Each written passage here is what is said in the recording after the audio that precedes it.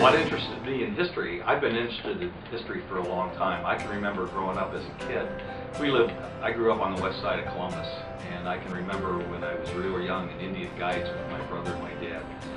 Sometimes we'd go on field trips up to the Ohio State Museum, and just walk around the museum on my own, and I'd have a dime for the return trip and come home.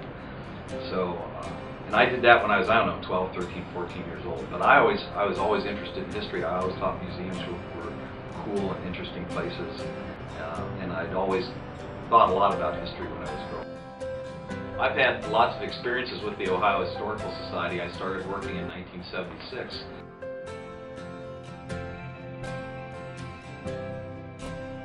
And most of my work was in operations. I worked at a site run by the Society down in Columbus, the Ohio Village, for a couple of years, and then in 1980 I was promoted and I moved up to Fort Meigs State Fort in Perrysburg, Ohio.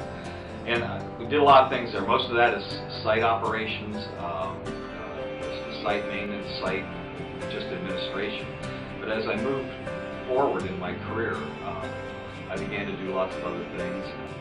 I've done a lot of writing. I've written two books, a book on Fort Meigs in the War of 1812, and then a biography of a man by the name of Alexander McKee. And Alexander McKee was a British Indian agent during the American Revolution.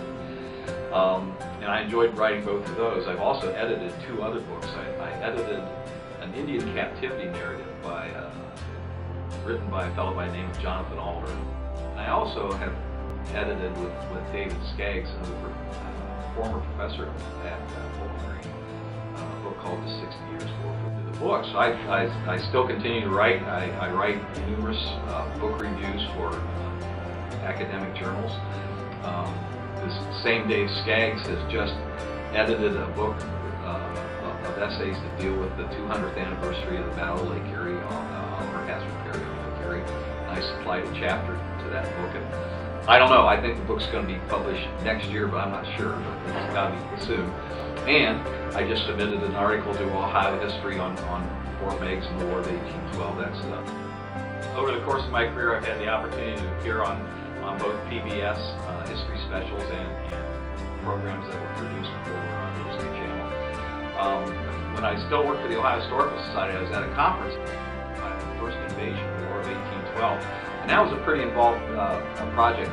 About 80% of that series was filmed at Fort Meigs. So we had a lot of talent in. It was done with maybe hundreds of reenactors, and it was just a big deal operationally to get all that done. And I also was interviewed on camera for that as well. Interestingly, First Invasion was nominated for an Emmy, so I have probably more Emmy nominations than anybody else on the faculty here at Firelands under my belt. Teaching on the college level, and I enjoy the interaction with students. One of the things that always happens every semester, and no matter which classes, I always learn a lot.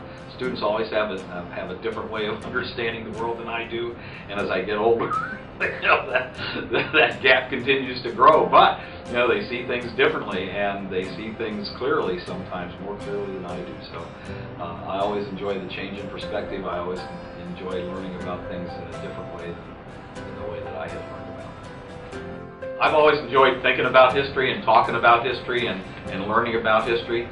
And when I worked for the Ohio Historical Society, of course, I was involved with lots of public programming where we talked not only to elementary and junior high and high school kids, but also to college students and graduate students and professional historians. So I've always enjoyed talking about history. I always thought that me teaching college would be a good fit. And I'm going to admit I've enjoyed every second of it. So I continue to enjoy it, look forward to doing it every day.